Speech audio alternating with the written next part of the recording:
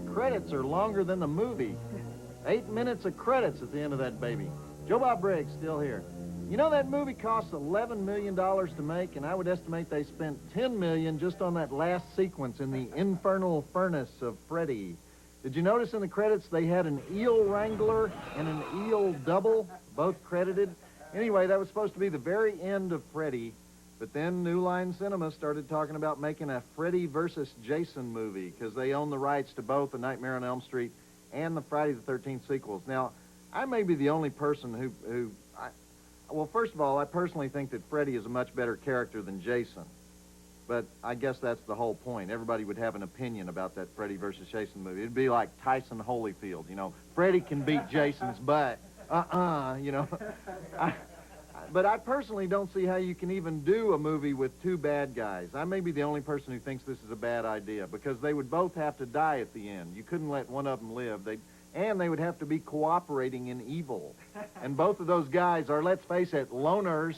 So, anyway, the inventor of the Friday the 13th series is Sean Cunningham, and that's the same Sean Cunningham who gave Wes Craven his first job in the business when he hired him to direct Last House on the Left in 1972.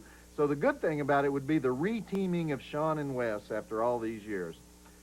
Okay, we're going to watch Halloween 2 in just a second, but I want to remind you that next week on Monstervision, we have an Arnold the Barbarian double feature. We have Conan the Destroyer, the one with Grace Jones and Wilt Chamberlain, pretty decent Conan flick. And we're going to follow that up with Arnold's very first movie after he came to America in 1968, Hercules in New York, also called Hercules Goes Bananas, in which Arnold co-stars with a really lame nightclub comic and plays Hercules visiting New York against Zeus's wishes. Arnold's English was so bad that they had to dub his voice. Anyway, it should be fun. Right now, though, we're going to watch Halloween 2, which is a pretty good sequel to the film that started it all, John Carpenter's Halloween. The interesting thing about this film is that it takes place the same day as the original Halloween. The original film ends a little before dawn. This one starts out with the paramedics coming to take Jamie Lee Curtis to the hospital and pick up Michael Myers' body, or they think they're going to pick up Michael Myers' body. And this is also one of the best musical scores that John Carpenter ever wrote. That Halloween theme, that is one of the scariest things. John Carpenter wrote, produced, did the music for this one, but he didn't actually direct it. So I don't want to give it away, so I'll just reel off those drive-in totals and we'll get to it. We have 13 dead bodies, 1 naked breast. I swear we do. Watch for it. Throat slitting, throat stabbing, 1 motor vehicle chase with explosion, claw hammer to the head, 1 strangulation, scalding water to the face, knife to the forehead, needle to the ear, exploding stuntman, 4 stars. Check it out. We'll be here continuing to diddle around like we know what we're talking about. Go. You know what they should have? Jason and Freddy and Michael Myers all in the same movie, like a tag team match. You know, Halloween the 13th on Elm Street meets Abbott and Costello, something like that, with Richard Roundtree as the police commissioner. Hey, want to see rare photos of Sonny Bono being turned into a giant avocado? Want to see Freddy Krueger without his makeup? How about some behind-the-scenes dirt on Italian horror classics like The Vampire and the Ballerina? If you want a break from the New York Times, we suggest you try the Halloween 2 on TNT.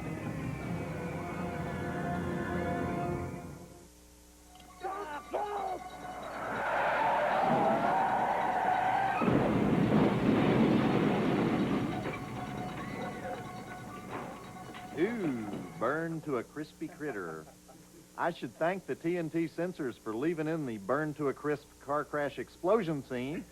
And I guess you probably figured out that was not Michael Myers, because if it was Michael Myers, we have no movie.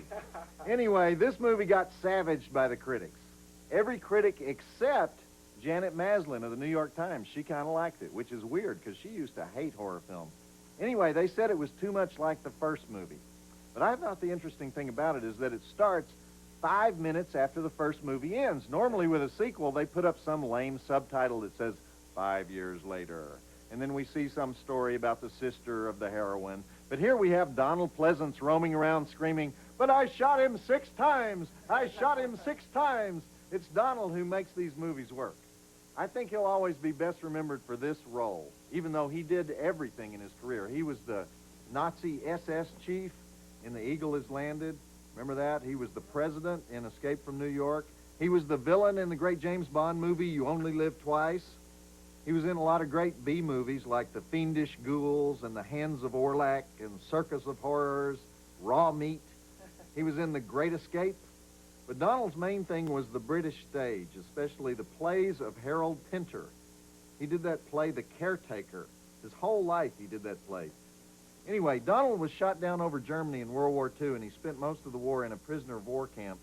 So he was one of those guys who, when he got back home to England, he wanted to work like hell. He was just so happy to be alive. And so his whole career, he took every dang job that came his way.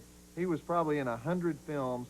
And then finally, 2 years ago, he did die shortly after completing his final film, Halloween 6, The Curse of Michael Myers. He might have starred in Look Back in Anger and The Great Escape and all those great films, but we'll always remember him as Dr. Loomis. Okay, roll it. Coming up is the moment we all wait for when Dr. Loomis makes his pure evil speech. I love that when he says, it's pure evil. Did you notice how they edited that cussing scene? Jimmy says, every other word you say is either hell or damn. Every word you say is either hell or damn. Why do I think there's an extra hell in there? And then Brad says, well, sorry, I guess I just up all the time. Sorry. I guess I just up all the time. Why didn't they make him say, sorry, I guess I just hell up all the time? Or sorry, I guess I just damn up all the time?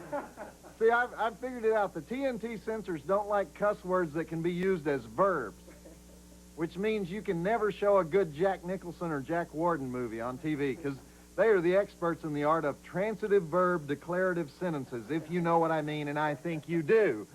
Anyway, the guy playing Brad is Leo Rossi, who would later become well-known for the excellent Relentless series. You guys seen those movies, Relentless? I think there's 4 of them. And the actress playing Karen is Pamela Susan Shoop, daughter of the actress Julie Bishop. 2 generations of fine B-movie filmmaking, but who gives a hell, right? Let's get back to the movie. See, I know how to do this without ing up. Great scene coming up later where Brad and Karen damn their brains out. Halloween 2 on TNT. The old claw hammer to the head trick, illustrating one of the 10 first principles of horror, namely rule number 8, if you're fat, you must die. It's an ironclad rule in a horror flick. John Carpenter didn't really want to make this movie, and he didn't direct it. The producers kind of forced him to make it, and then at the last minute he was brought in to fix it, because they apparently didn't like the version that Rick Rosenthal, the director, turned in. Now, Rick Rosenthal's an interesting guy. He's one of these artistes. You know, in college he majored in economics and government, but then he went traveling around Italy, and he had this religious experience while watching shipbuilders in Via Reggio. And he said, that's what I must do. I must fashion metal with my hands like the shipbuilders. So he became a metal sculptor, and he went to Harvard to sculpt metal and paint. And then in 1973, he turned in his thesis at Harvard on videotape. He was the first guy at Harvard ever allowed to do a videotape thesis. And so he thinks, great, videotape thesis, I'm a filmmaker, that's what I'll do. So he makes documentaries for New Hampshire Public TV. Only while he was working on his biggest documentary, he was talking to this 70-year-old abstract expressionist painter named Maud Morgan, who had known Hemingway in Paris in the 20s, and she started telling him very personal things about herself. So Rick turned off the camera because he thought, that's too personal. I'm invading this woman's privacy. Well, that should have been a clue, Rick. But no, he continued on to the American Film Institute's Center for Advanced Film Studies, and he made a short film called Moonface that nobody understood.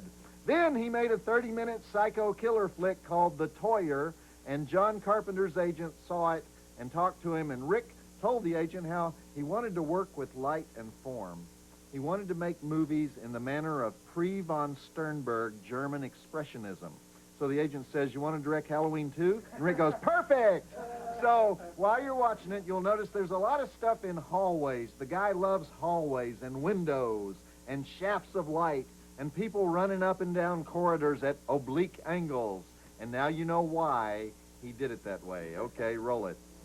Free von Sternberg, German Expressionism in a Halloween movie. You know, there are some things that are more scary than Michael Myers. Halloween 2 on TNT.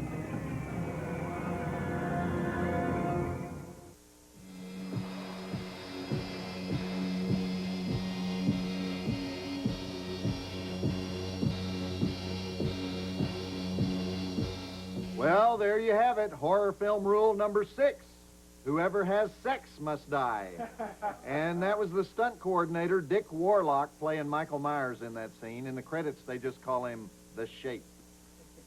You know why they had to make Halloween 2?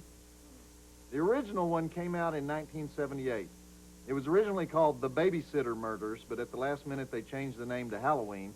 And it only cost $300,000 to make, but it grossed $60 million at the box office. So, of course, the producers wanted a sequel. But John Carpenter and his producer, Deborah Hill, didn't want to do any sequels. They wanted to move on to other types of movies. So in 1979 and 1980, they just re-released Halloween every October, and people loved it. But in the summer of 1980, Friday the 13th came out, and I think the producers got really upset because that thing made so much money they thought, that should have been us. It was a worse movie, but just as successful. So they talked John Carpenter into it. And every sequel they made, they said, okay, that's it. This is the last one. Halloween 3, Season of the Witch, is the worst one. We've shown that on the show. That came out in 1983, but with no Jamie Lee Curtis, no Donald Pleasance, no Michael Myers. They went totally away from the storyline, and the audiences hated it. They hated it so much that there were no more Halloween movies until 1988, when they did Halloween 4, The Return of Michael Myers. They finally figured it out with that title, right? Then the next year they made Halloween 5, The Revenge of Michael Myers, and in 1995 they made Halloween, The Curse of Michael Myers. For some reason they did not call it Halloween 6. And you know why? Because no director would take the job. Because you go, hey Steve, what you working on? You go, Halloween 6.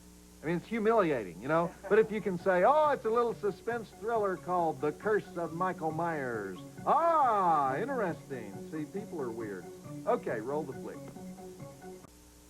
All right, most of you already know that Monstervision is on every Saturday night on TNT, but some of you don't know that you can get a preview of this week's Monstervision right now. If you check out the Monstervision website, you can find out about this week's creature feature, plus you read some of my most personal fan mail. You can play the monster caption contest. Won't that be fun? Win a T-shirt. Sneak a peek at this week's Monstervision Playmate. To get there, point your browser to tnt.turner.com/monstervision.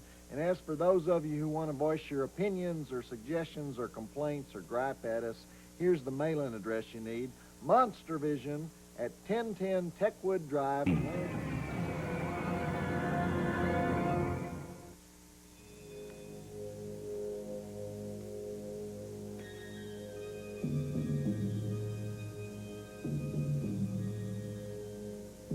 That's the Baroness Hayden Guest, limping down the hallway, cowering in her hospital gown, whimpering as she falls asleep on the floor. Did you know that's what you have to call Jamie Lee Curtis now? The Baroness Hayden Guest. It's true. She's married to Christopher Guest, right? The great comedian and writer from Spinal Tap. So Christopher's dad died last year, and this summer Christopher took his seat in the House of Lords as the 5th Baron Hayden Guest, and he has to wear the wig and everything.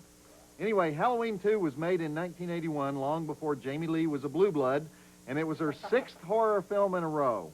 Her very first job was in the TV series Operation Petticoat when she was 19 years old, which was ironic because her father, Tony Curtis, had starred in the movie Operation Petticoat.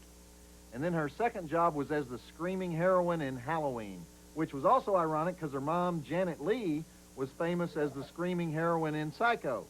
Anyway, so then she made The Fog and Prom Night and Terror Train and Road Games. And about this same time, she starred in the TV movie Death of a Centerfold as the murdered Playboy playmate Dorothy Stratton. And Jamie and Linda Blair were the two queens of horror for quite a few years there in the late 70s, early 80s. And also Jamie Lee Curtis's co-star and love interest in this movie, Lance Guest, as Jimmy. He also went on to starring roles in The Last Starfighter and, of course, in the immortal Jaws 4. Okay, back to Halloween 2, starring Donald Pleasance and the Baroness Hayden Guest. Jaws 4 is the one where Michael Caine goes on vacation in the Bahamas, so the shark follows his airplane from Massachusetts to the Bahamas so he can eat him down there. The shark follows the whole family wherever they go on vacation. It's a stalking shark. Dr. Loomis kicks Heine. All right, we're heading into the conclusion of Halloween 2, but I want to mention that this movie became famous in a kind of bad way because shortly after it came out, this lunatic named Richard Delmer Boyer murdered an elderly couple in Fullerton, California, and the reason he gave was that he was on drugs, and the drugs caused him to flash back to a scene he saw in Halloween 2, and so he acted out the scene.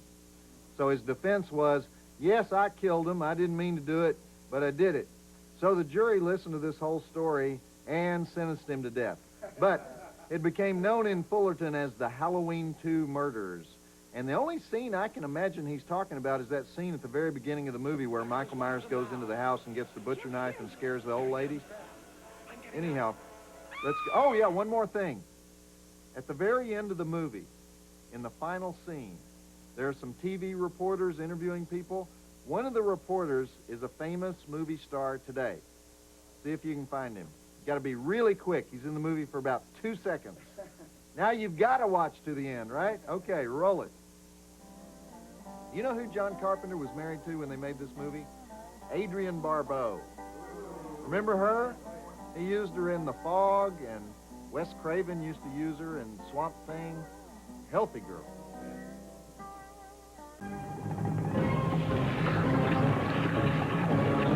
A man of mystery and few words, Clint speaks exclusively. I love that Mr. Sandman music at the end. Supposedly, John Carpenter had to be brought in to film a few scenes at the end of shooting because the producers didn't like what Rick Rosenthal did with the picture, but I think it's just a fine picture. I kind of like it. Oh, and the movie star seen in the final scene there is Dana Carvey, listed in the credits as reporter's assistant. I would imagine that was Dana's film debut. Okie dokie, remember next week we have the big Schwarzenegger double feature, Conan the Destroyer, followed by Hercules in New York, the first movie he ever made. If you haven't seen this, you've got to watch it. It's hysterical. And I guess that's it for me for tonight. Did you guys hear the one about the 3 friars who decided to leave their monastery and start a business together? Well, they traveled around until they found this town that they liked, and they opened up a plant and flower shop. So one day this woman was shopping at the friar's store, and while she was strolling down the aisle with her toddler, this large plant reached out, grabbed her child, and ate it. The woman was very upset, but the friars refused to believe that one of their plants could have done such a thing. But the woman told all of her friends, and soon everybody in town was in an uproar, and they decided to kick the friars out of town. Every person in the town, except for one guy named Hugh, gathered outside the friar's shop. They were shouting, waving sticks, demanding that they leave, but the friars held their ground, and the townspeople finally gave up and went home. Okay, so a couple weeks later, another woman is walking through the friar's shop looking at plants with her baby. Plant grabs her child and eats it. She runs through the streets screaming, a plant swallowed her baby, a plant swallowed her baby. Townspeople are outraged, and again, they all gather out in front of the shop, except for Hugh, and they demand that the friars leave town at once, but the friars refuse, and the people eventually go home. So upon hearing of these events, this guy Hugh decides to check out the situation for himself, and he takes his child into the floral shop, and he holds on to the child very tightly, but it's no use, because a large ficus tree wrestles the child from his arms and eats it. Hugh marches up to the friars, and he says quietly, "Get out of town now." And the friars immediately pack up all their belongings, and they flee from the town that very day, never to be heard from again. And the moral of the story is, only Hugh can prevent florist friars. Joe Bob Briggs reminding you that the drive-in will never die. I'm getting out of here.